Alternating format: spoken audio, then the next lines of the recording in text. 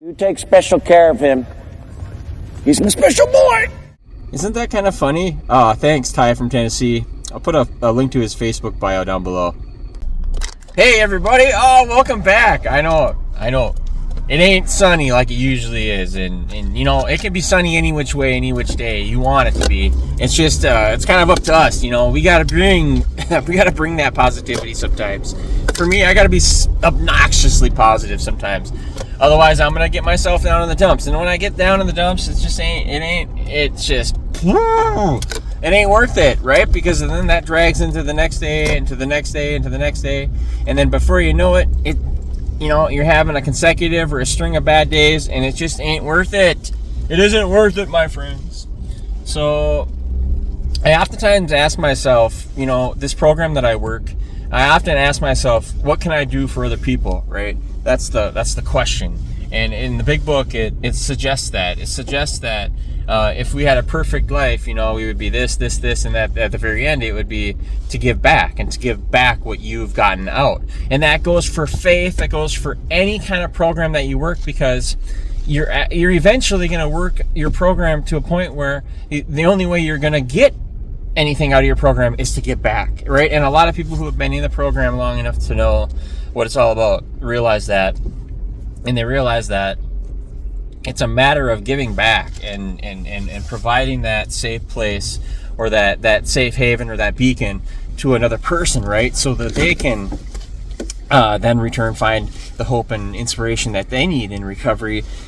And when I think about it sometimes, often, it's a selfish program at times, but it also it's also a super unselfish program, because you literally have to put yourself aside later on in recovery. When you start to help people, you have to put all your recovery aside, because you might walk into a room and have the most sobriety, like I have. I've done that. You'll walk into a room and you'll know that you have the most sobriety out of anybody, but you'll keep your mouth shut and you'll just share what comes to your heart, not what comes to your ego or what comes to your your power trip, right? So it's difficult at times to be humble and to practice that humility, but we ask God for all these things, for perseverance, commitment, humility, and strength and courage to go on. And we ask Him that in our serenity prayer too. And it says, God, grant me the serenity to accept the things I cannot change, the courage to change the things I can, and the wisdom to know the difference, right?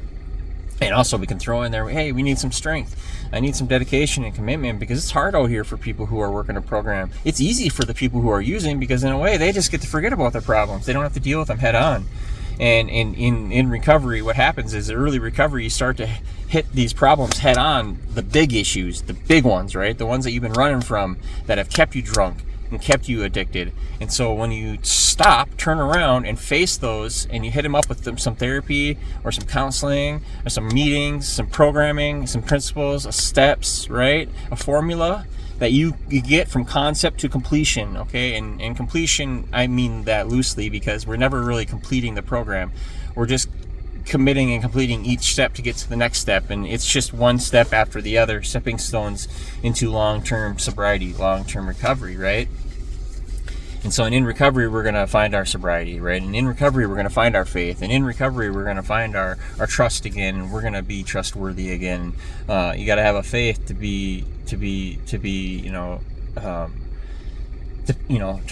committed, and to stay committed, you have to have a faith, right? And so, I just love talking about this stuff. Today is giving me some chances to do that, and I really am thankful for that, and I'm blessed, and I'm really thankful for the people that have come on the channel as of late and given me some inspiration and encouragement. It goes a long ways. We've been doing this for a long time.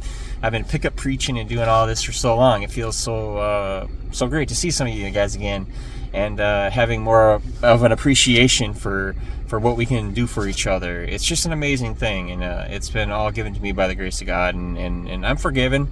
You're forgiven, so don't beat yourself up. Don't take that into another day.